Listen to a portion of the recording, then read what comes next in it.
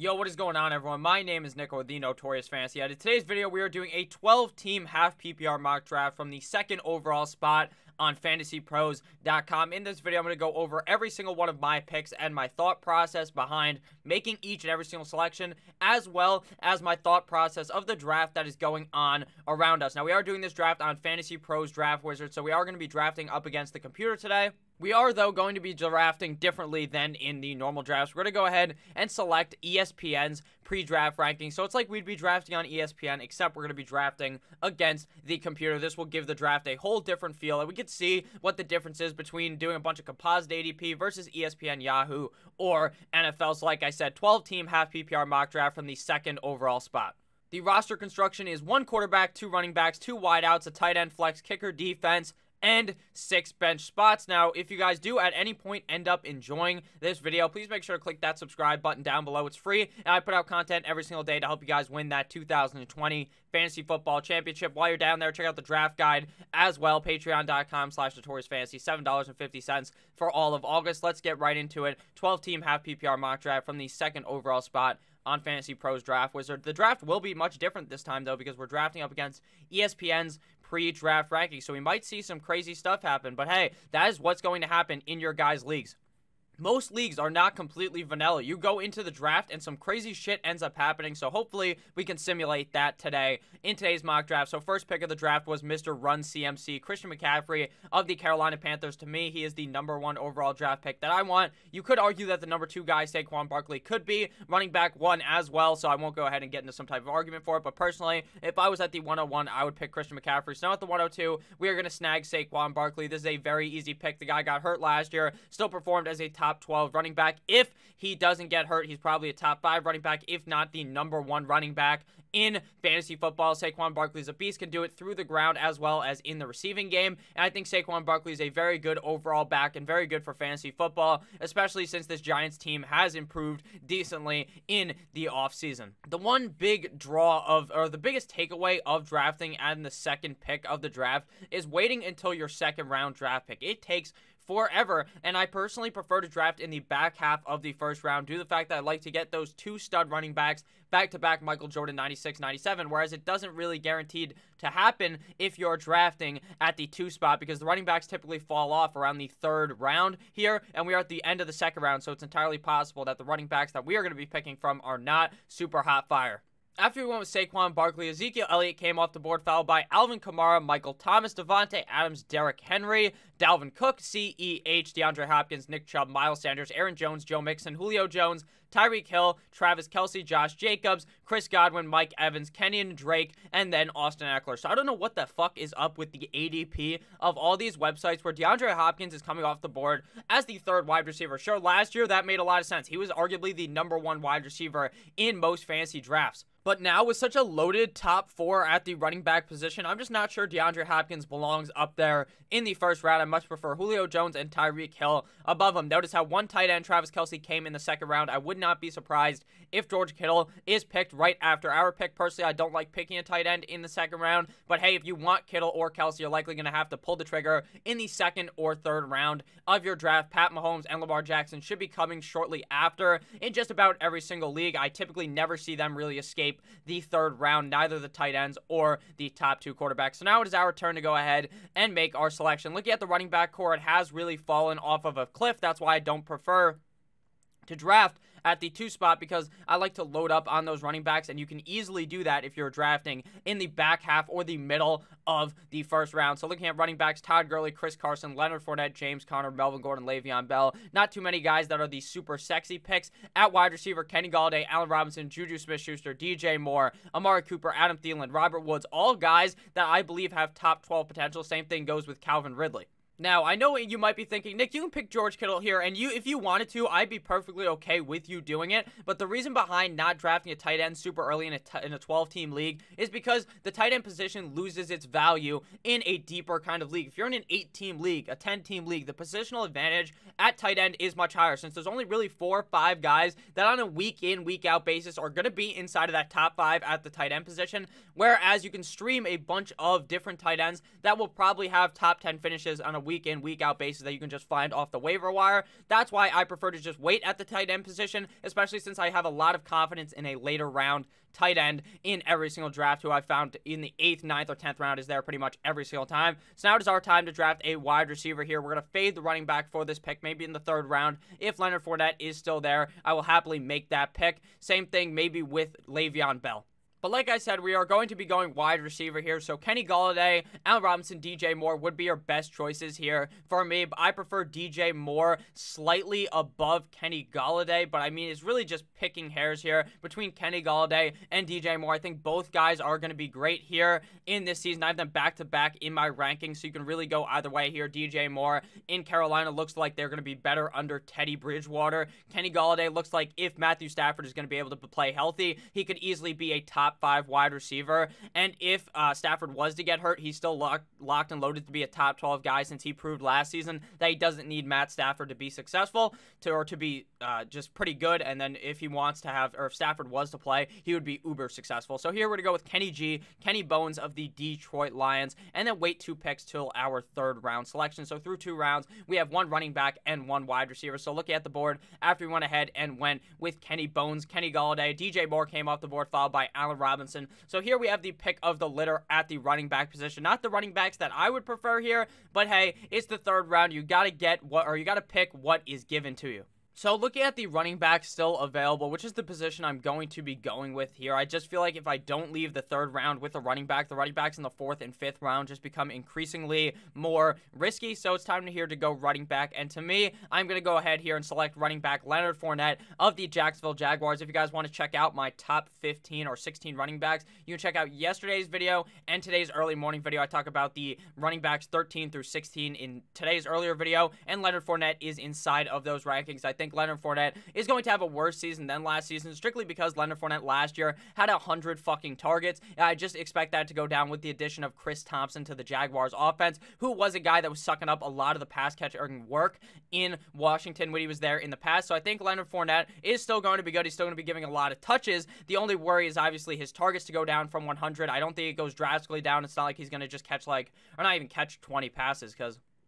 he will probably still get 60, maybe 50 targets, and just cutting that in half is going to make him fall. But at the end of the day, he will still be fine for fantasy football. And a guy that only scored 3 touchdowns last year, you expect that number to definitely increase in 2020, especially given as much opportunity as Leonard Fournette got last season. I think he should be a great pick here in the 3rd round. He's a player that a lot of people are really softening up on after having such a great year in 2019, which I just don't really completely understand. Now we are going to wait until it is our 4th round pick, so it is a while in the real draft. In the real draft, if you're playing against real people, you can just go ahead and sit down, fucking crank one off or something, because it's going to take 20 fucking minutes until it's your next pick. That's another reason why I kind of like picking on the turn, though, because you can actually just make your picks and then wait, have a nice time, analyze the board until it is your next pick. Whereas when you're in the middle, you're kind of just always on edge, like, holy shit, it's my pick. And then a couple minutes later, oh my god, it's my pick again. And you're just, I don't know, I don't really get flustered in the drafts personally,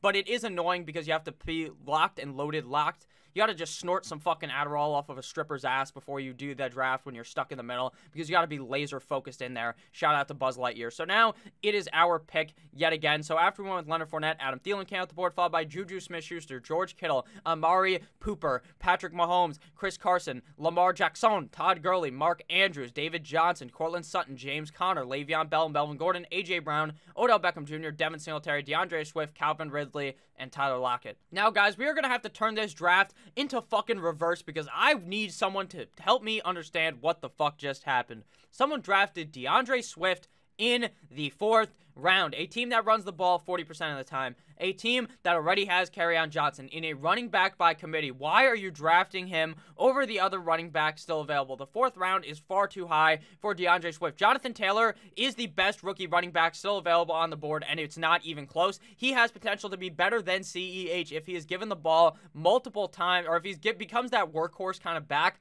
on the team a couple weeks in. David Montgomery still available, Kareem Hunt, Cam Akers, all these guys I prefer to DeAndre Swift. It just makes no sense to reach up and draft the guy in the 4th round. Sure, I'd be happy taking DeAndre Swift in the 6th round. Not even happy, but I'll be like, hey, you know what? This guy has some solid upside if Kerryon was to go down, considering Kerryon's always been going down the last couple of seasons he's played in the NFL.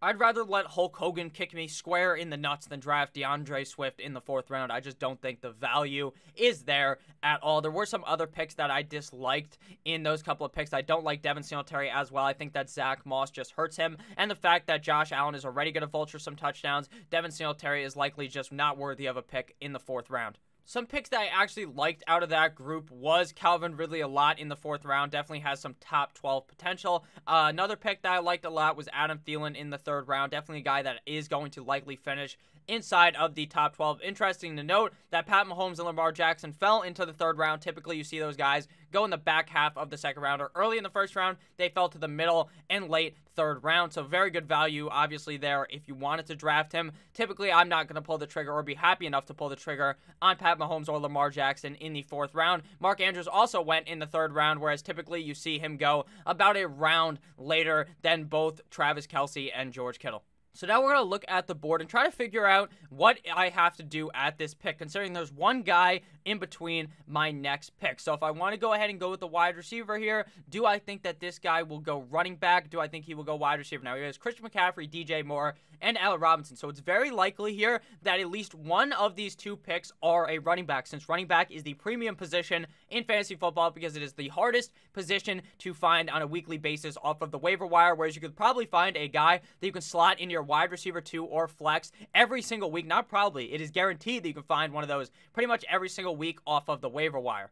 So based upon this, I think that since I want to make sure that I get at least one running back in these next 2 picks, I have to make sure that I draft him at the 411 based upon the fact that this guy already has just one running back. So that's something that's very important to do in your draft, to look around your draft slot to figure out what the other guys may be thinking. Now, in real life, you might be able to stare this guy straight in the face if he's drafting with you and get a vibe of what he is going to do, or maybe talk to him, maybe try to chirp him, maybe try to make him think that you're doing something different when you're doing the complete opposite of that. That's just some mental games there that don't really matter at all. So here we're going to go ahead and get our running back. Now here, we can either go with safety or we can go with a bit of a riskier play, but will return much more upside if he was to hit. Now, he is going to be our 3rd running back, so I'm more likely here to take the risk at the running back position, and that is Jonathan Taylor. I think David Montgomery is also a great pick since he does have upside to be a top 12 guy on a somewhat weekly basis. I think that the Chicago Bears offense is going to be much better under 9-inch Nick Foles, and I just think that David Montgomery is going to have a much better year than his rookie season in the NFL, but at the end of the day, I'm going to go with Jonathan Taylor here, rookie running back out of Wisconsin. I think that it may take a couple of weeks for him to emerge past Marlon Mack, but the coach went out there and said, we are going to use the hot hand at the running back position, and I believe just a couple of weeks in, Jonathan Taylor will be the hot hand in that offense. So I'm going to go ahead here and take Jonathan Taylor here, and probably going to bench him the first couple of weeks, and obviously he's my flex now.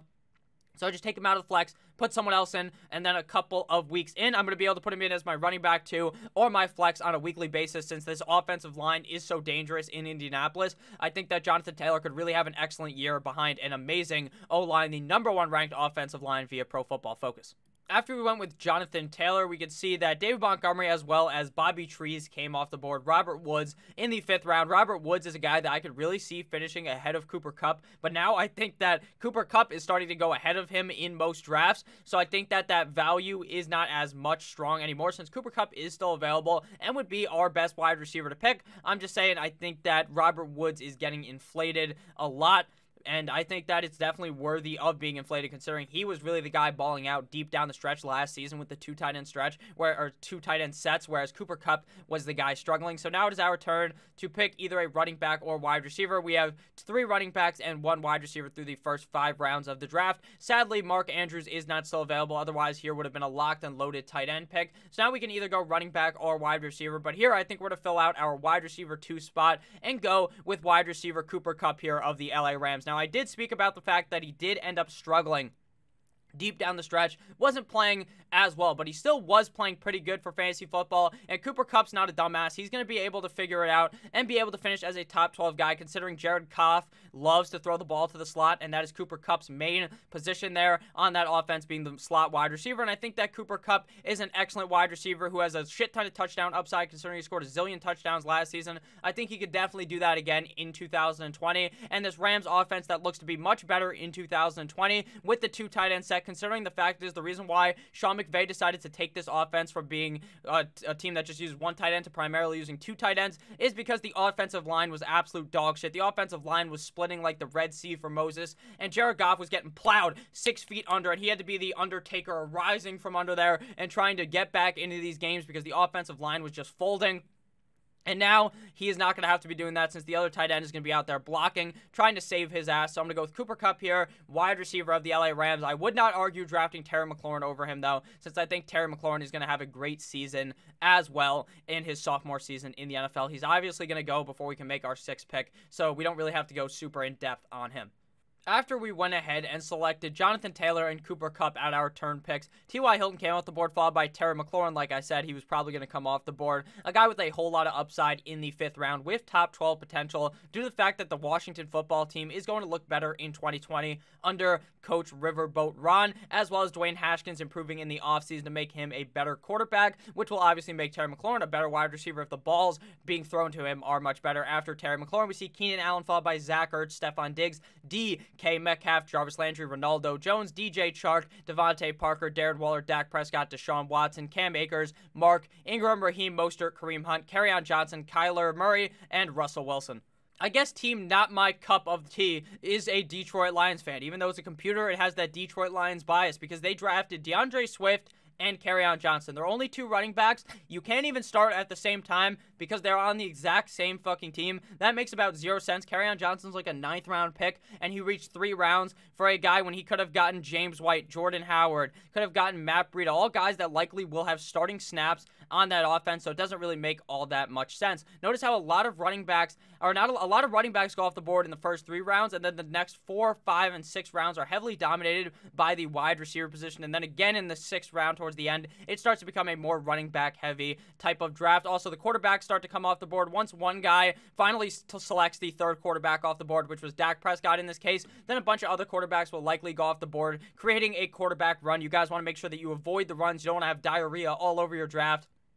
You want to stay calm, take the value, and wait on the quarterback position or the tight end position, since those are the 2 positions most likely to cause runs in your draft, since a lot of people put a lot of value into those positions since there's such little players that are starters, obviously, at that position. There's like 3 wide receivers that start every week on a team. There's only 1 quarterback and typically only 1 tight end worthy of starting on a given NFL team. So now is our turn to make our 6th round selection, and here it was made easy by the fact that the guy's still available. That's James White, running back of the New England Patriots. Now, I understand a lot of people are really off of James White for some reason because I don't even know why, to be honest with you. I see no argument to why James White can't be a top 12 running back. I think he's ranked inside of my top 20 because I don't project him to be some type of amazing play on a week in and week out basis. He's a very safe play. We'll get you 10 to 11 half PPR points every single week, strictly based on the fact that the guy just gets so many dump-offs. Now, the coaches came out and said, oh, it's going to be Cam Newton and Jarrett Stidham. They're the co-starters. What type of bullshit is that? It's going to be Cam Newton. Wham, bam, Cam Newton has proved in the past that he is able to be a guy that is going to dump the ball off to the running back of the team. He did it with Christian McCaffrey. He could do it with another great pass-catching running back in the NFL with James White and with Sony Michel likely on the PUP, missing a couple of games, and with Lamar Miller not being the greatest running back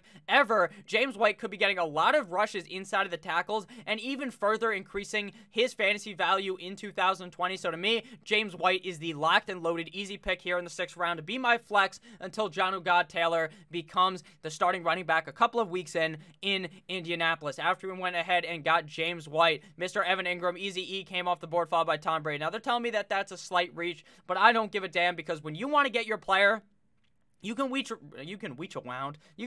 around for him. You just can. You don't have to fucking wait, because if you want the guy and you don't think he's going to come back to you, go ahead and pick him, because you're going to be pissed and beating yourself up after the draft instead of beating yourself off to the lineup that you could have had if you got that player. So now it is time to draft yet another player. Like I said, Tommy Brady, Tampa Bay Tom Brady, as well as Evan Ingram came off the board pretty early for Tom Brady, considering Josh Allen and Matt Ryan are still on the board. But a lot of people hate Josh Allen because the guy is kind of inaccurate. He does have one of the best arms in the NFL, if not the best and strongest arm in the NFL. Now, it's not necessarily the most accurate, but he does have that deep ball potential, as well as the potential to improve his accuracy as the years go on. Josh Allen looked like a much improved quarterback in 2019 with a whole shit ton of rushing upside. I think he would be an excellent pick here in the 7th round. The problem here, though, is I view Josh Allen and Matt Ryan as very close in my rankings, so I'm not sure I would want to pull the trigger here rather than build more wide receiver or running back depth. So looking at running backs,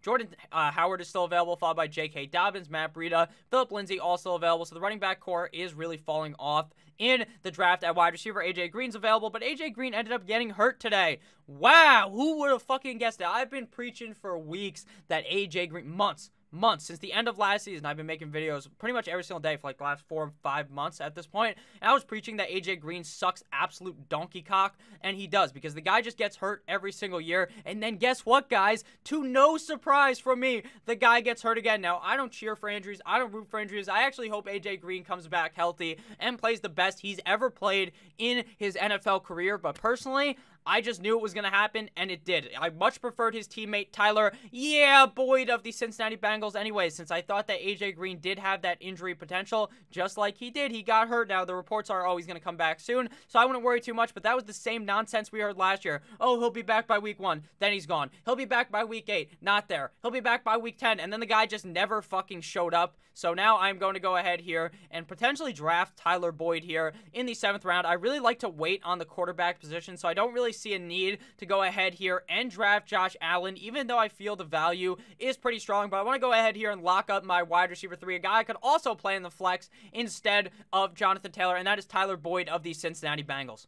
Now, the rest of the wide receivers still available are also pretty solid. Julian Edelman and Marvin Jones are guys that I really like. I like Marquise Hollywood Brown as one of those high upside picks. You throw him in your flex and you roll the dice, because this guy could have an amazing week where he individually carries your team to win the week, but he could also completely shit the bed and play terrible. But I think if Hollywood Brown gets more increased snaps this season, we saw him be very dominant when he was getting a lot of routes run on the field. So I think if Hollywood Brown is able to get an increased role in this offense like I believe he should, he could be an even safer pick here in the 7th round. But here I'm going to go with my safety pick, my don't be silly, wrap your willy pick of the day, Tyler Boyd of the Cincinnati Bengals. Now, the Cincinnati Bengals offense is going to look better with Joe Burrow. It just has to. Last year, he dealt with Andy Dalton and the Ryan Finley Express. I think that Tyler Boyd is going to be very good in 2020, 2 years in a row, 2018 and 2019, of over 1,000 receiving yards. He's a guy that I could see getting over 120 targets this season. I just think this guy is an alpha wide receiver on the team, and he plays better with AJ Green healthy. So if AJ Green was to actually end up coming back and playing week 1 for the first couple of weeks of the season before he inevitably stubs his toe and is out the rest of the season, even better for Tyler Boyd, but he still played solid all of last season without A.J. Green, so I'm not all too worried about my main man, Tyler Boyd of the Cincinnati Bengals. So after we went ahead and went with Tyler Boyd, now we got to wait until our 8th round selection. So far to recap our draft, we got Saquon Barkley and Leonard Fournette of the Jacksonville Jaguars as our 2 running backs. Our 2 starting wideouts are Kenny Golladay and Cooper Kupp. Our flex is Jonathan Taylor, and our bench is comprised of James White and Tyler Boyd. So as you can see from here, a lot of the quarterbacks did end up getting taken. So if you wanted Josh Allen or Matt Ryan, the 7th round is probably the pick where you're going to have to go ahead and go out there and get them. So after we went with Tyler Boyd, Jordan Howard came off the board, followed by a wasted pick of A.J. Green, followed by Matty Ice, Carson Wentz, John Brown, Josh Allen. The Josh Allen hate is just far too strong. Him going behind Carson Wentz to me makes no sense when he's just an upgraded version of Carson Wentz. Deebo Samuel, then Michael Gallup, Deontay Johnson, Drew Brees, Will Fuller, Hollywood Brown, Marvin Jones, Phillip Lindsay, Julian Edelman, J.K. Dobbins, Zach Moss, Darrell Henderson, Jamison Crowder, and Sterling Shepard. So Zach Moss is clearly just going to keep rising and rising up the draft boards, which fucking sucks because he's a guy that I really like to get in a lot of my drafts in around the 10th or 11th round, due to the fact that I think the Buffalo Bills, I talked about it earlier with Devin Singletary, and the same team, interesting enough, picked both players, which actually makes sense. But Zach Moss is a guy that I really like, considering I think it's going to be a 55% snap share and a 45% in Devin Singletary's favor, obviously. But I think if Devin Singletary was to go down, Zach Moss would be startable on any given week, considering we saw Devin Singletary really tear it up last year. And Zach Moss is, in my opinion, potentially a better player than him. And he is a guy that on the goal line is a fucking wrecking ball. This guy's absolutely diesel, and he is going to be stealing a decent amount of touchdowns away from Mr. Devin Singletary. So if we look back actually real quick, Julian Edelman is a pick that I see with a lot of value in the 8th round, especially in half PPR and PPR formats, considering this guy's a target monster. Even without Tampa Bay Tom Brady, I believe Julian Edelman will have a fantastic season again in 2020, considering he's just a very consistent on a week in and week out basis for PPR or half PPR fantasy football league. So now it is our turn to make our 8th round pick, and here we're going to reach up a little bit and make sure we get my guy. Actually, we'll wait one more round to do it, since I don't think that another tight end will get. I think 2 tight ends may get picked, but I doubt it since we're on the turn. So only 1 tight end could potentially get picked here. Let's look at the draft board real quick again. Make sure you're looking at the draft board. We can see that this guy has 1 tight end already in Easy E, so he's not going to get picked here in the 8th round. So we can easily go ahead here and look elsewhere for either a running back or wide receiver. We have 4 running backs and 3 wide receivers. Typically, you want to finish your draft with more running backs than wide receivers, due to the fact that I said earlier that a lot of running backs are going to be very hard to find on the waiver wire, whereas you can find a bunch of wide receivers that you can pick up and slot right into your lineup. So here we're probably going to go running back before it completely goes absolutely haywire in the next couple of rounds. We can find a guy that I think might be the potential starter of their team, and that is Matt Breida. Now, I do prefer Jordan Howard in this offense as the running back of my Miami Dolphins, but I think that Matt Breida does provide some value. He's a guy who's an excellent pass-catching running back. Jordan Howard was a guy who for years in Chicago was hitting the jugs machine, which is the machine that just shoots the fucking ball at you, and you just grab it and you just catch it, and the guy just couldn't learn. He'd stand there for like 200 fucking times in a row trying to catch the ball, and he just never was able to get it done. Matt Breida will be the pass-catching running back of the Miami Dolphins, with a guy who has been very good on the San Francisco 49ers, and I believe Matt Breida could perform outstandingly in 2020. I don't think he's going to be a guy that, hey, is going to flourish and be like a top 10 guy any given week, but hey, he's a guy that you can throw into your flex if someone was to get hurt and not be super mad about it if the Miami Dolphins are in a plus matchup for Mr. Matthew Breida. So he's going to be my pick here, and in the 9th round, we're going to go with Hayden Hurst. As long as the computers did not snipe me, they did not. Went with Tariq Cohen and Tevin Coleman. Tevin Coleman's a guy that I also like late in drafts, considering I'm not drafting Mostert early, considering it is a running back by committee system there, and I just don't want to trust a guy in that system to draft early. So now it's time to draft a tight end here. It's pretty easy for me. It's going to be tight end Hayden Hurst of the Atlanta Falcons. Now, typically, I advise everyone to diversify their draft picks. You don't want to own a million. If you're drafting at the 102 in a bunch of leagues, I would suggest drafting Saquon Barkley in half, and then if you're drafting in 4 leagues, so go Saquon Barkley twice, and then the other time go Alvin Kamara, and the other time go Zeke, because you want to make sure you diversify at that pick, because if Saquon Barkley shits the bed, all your team is going to shit the bed. But personally, at tight end, I believe Hayden Hurst is a lock to be a top 5 guy, top 8 guy all season long. I just personally have always believed that, considering they are such a pass-heavy team, and Dirk Cutter, their offensive coordinator, loves the tight end position. So I think it's a lock for Hayden Hurst to be good, but I understand if you guys would want to fade him and maybe go with Tyler Higbee here. I would not argue with that at all, but I'm going to go here and go Hayden Hurst, tight end of the Atlanta Falcons, formerly of the Baltimore Ravens. So now, after we made our pick, it is going to obviously simulate until our next pick. So if you guys have enjoyed this video thus far, we're probably pretty decently far into this video. I hope that you guys have enjoyed. Please make sure to click that subscribe button, and if you are not new, click that like button and leave a comment, because I love to talk to you guys in the comment section. So after we went ahead and drafted Matt Breida and Hayden Hurst on our turn picks, a bunch of picks came off the board, obviously, since we are on the turn. After we went Hurst, Christian Kirk came off the board, followed by Brandon Cooks, Latavius Murray, Alexander Mattison, Marlon Mack, Mike Williams, Henry Ruggs, Golden Tate, Darius Slayton, Robbie Anderson, Adrian Peterson. Sony Michel was just a waste of a pick at this point. Tyler Higbee, Preston Williams, Keyshawn Vaughn, C.D. Lamb, Tony Pollard, Duke Johnson, Emmanuel Sanders, and Mecole Hardman. Out of those picks, I really like Mecole Hardman in the 10th round. He has a whole bunch of potential to potentially be the wide receiver 2 in that Kansas City Chiefs offense, which would obviously put up dividends for him, considering the Kansas City offense is one of the most high-flying offenses in the NFL, with one of the best quarterbacks, if not the best quarterback in the NFL. So now it is our time to keep loading up on running backs and wide receivers. We could actually go with the quarterback here, but I believe every team besides us has a quarterback. If we check here, that guy's got Brady, Russell Wilson, Kyler Murray, Matt Ryan, Carson Wentz, Pat Mahomes, Josh Allen, Lamar, Deshaun, Dak, and Drew Brees. So every single team except for us has a quarterback. So you got to be cautious, because someone is inevitably going to pick 2 quarterbacks. You don't have to. You don't have to pick 2 tight ends, but someone will in your league, and multiple people likely will in your league if you're playing with a bunch of kind of not as sharp players like yourself. So you got to make sure to understand that that's going to happen and pick your quarterback before that happens. But right now, I highly doubt that that is going to happen. So now we are going to go ahead here and get yet another running back or wide receiver, probably running back here, and then load up with the last 2 picks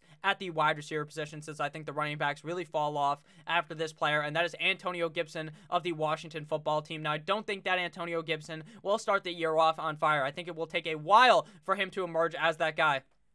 So you may not even have to draft him because he may end up getting cut by like week 5 of week 6 of doing nothing. And then right when it hits around like week 8 or week 9, I think Antonio Gibson is going to take over in that offense. He did so much with so little in Memphis, and I really think that Antonio Gibson is a very talented player in a situation where he could be the alpha running back on that team. So I'm going to go with Antonio Gibson, running back of the Washington football team. Here in the 10th round, he was formerly going in like the 11th, 12th, or 13th round, so it's going to tell us that it was a complete and utter reach, but in my opinion, it wasn't, since I think the guy is going to be very good deep down the stretch and be able to win you your 2020 Fantasy Football League. So I'm going to move myself up to the top of the screen here so that you guys can see the rest of the board, since I'm going to block the rest of the board in the last couple of picks. So after with Antonio Gibson, 2 garbage-ass picks of Curtis Samuel and Justin Jackson half came off the board. So now it is time to pick our next wide receiver, and this is a guy that I target in every single fucking draft.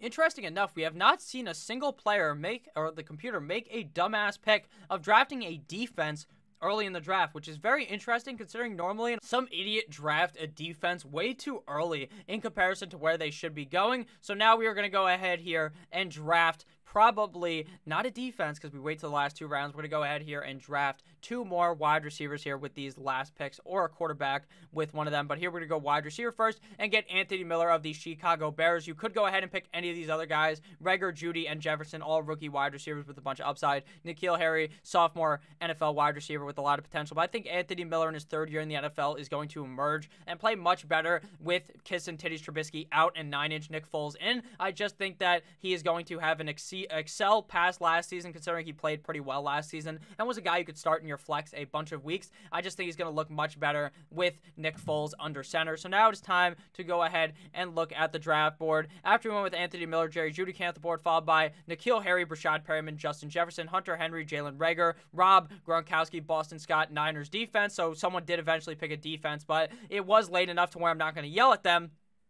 But I prefer to go the last 2 rounds. After that, Deshaun Jackson, I should say, Matthew Stafford, Sammy Watkins, Josh Kelly, Jared Cook, Chase Edmonds, Austin Hooper, Naheem Hines, Damian Harris, Noah Fant, TJ Hawkinson. Someone important that I haven't really talked about is Austin Hooper. Don't get sucked into the hype from last year. He was very good because he was on the Atlanta Falcons team. That's why I like Hayden Hurst so much, because it's about the system and it's not about the talent of the tight end, even though I think Hayden Hurst is very talented. I think Cleveland's not going to be throwing the ball enough for Austin Hooper to be worth it. So someone did happen to take a backup quarterback before we got ours, which is a bit disappointing because we did not end up getting Matthew Stafford. So sadly here, we're probably going to end up with a consolation prize at the quarterback position, but we're going to go ahead here and draft our final player at the wide receiver position before we go ahead and draft our quarterback in the next couple of picks, because obviously we have the swing pick, not the swing pick, but pretty much a swing pick at the 11th pick, and hopefully they don't pick a quarterback in between us, but if they do, it will probably be Rodgers, and we don't want him at all anyways. So we are going to go ahead here and go with one of these wide receivers, Pittman, Ayuk, Allen, and a wide receiver for the San Francisco 49ers ended up getting hurt, Jalen Hurd, I believe. So now Ayuk is really going to be screaming up draft boards. I like him here, especially being the wide receiver 1 while Debo is missing time in San Francisco. I'm probably going to draft him in a bunch of teams. Reach alert! Fantasy Pros say, fuck you, Fantasy Pros. Just kidding. I love you, Fantasy Pros. But yeah, don't fucking yell at me for reaching, okay? I don't appreciate that. So now time to pick our quarterback. Just as suspected, Mr. Mr. Aaron Rodgers was taken. We didn't want him anyway since they're just a run-heavy team now. I love Danny Dimes, but I just can't buy into his first couple of games, so I don't want to draft him as my only quarterback. Pittsburgh, Chicago, San Francisco. He's just going to get his ass handed to him in those games, so I don't want to draft him for that. So I'm going to go ahead here and take the upside pick of Cam Newton here. I would actually not argue going Big Ben here as well, since I think if Big Ben returns to form, he has a couple of easy games. So we're actually going to go Big Ben here since we drafted Cam Newton in a bunch of leagues, since I think Cam Newton has a big bounce-back season in 2020 after getting hurt last season. I'm really a guy that has been a fan of Big Ben pretty much his whole career, and he's been a guy that has been reliably in the top 12 when he wasn't hurt. So obviously there is injury concerns with him, though, considering he has been getting hurt. He's like the king of the knee brace. The motherfucker always has one of those on. So after we went with Big Ben, Rashad Penny came off the board, followed by Jamal Williams, Danny Dimes, Ryan Tannehill, Bills defense, Darius Geis, who's a terrible pick because the guy's not going to play this year, Darrington Evans, Anthony McFarland, shout out to Booger, Chris Thompson, Jerick McKinnon, a bunch of defenses and kickers, as well as Alan Lazard and Jared Goff. So now we got to pick our kicker and our defense. First, we're going to go with our kicker. And by that, I mean defense. LA Chargers up against the Cincinnati Bengals. You want to pick a defense playing a shitty offense week 1. Or not a shitty offense, but just an offense you don't think might struggle in their first week. Obviously, Joe Burrow going to be a rookie quarterback in his first ever game in the NFL with no preseason. He's going to struggle. I think Tyler Boyd could still have a great game, and I will predict him to have a great game, but I just think Joe Burrow may make a couple of mistakes, which will cost the Chargers to become a good defense for week 1. After that, we see the Vikings and Justin Tucker the fucker. So now it's time to pick our kicker. And we're going to go with old man Willie Lutz of the New Orleans Saints. Has been a top 5 kicker for the last however many years the guy's been in the league. He's been nasty, and he's a guy that I really like drafting in fantasy football. A bunch of kickers and defenses went no skill players, so we don't have to recap that. So now we can recap our draft for this draft today. So I'm going to go ahead and put myself up next to this A grade, because we're grade A, baby. Quarterback, Big Ben Roethlisberger. Our 2 running backs are Saquon Barkley and Leonard Fournette. Our wide receivers are Kenny Golladay and Cooper Kupp. Our tight end is Hayden Hurst.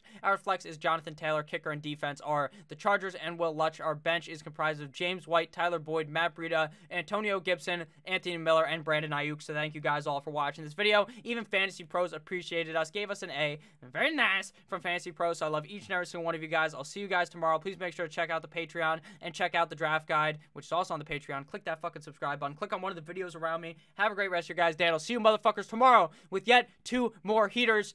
Good boy!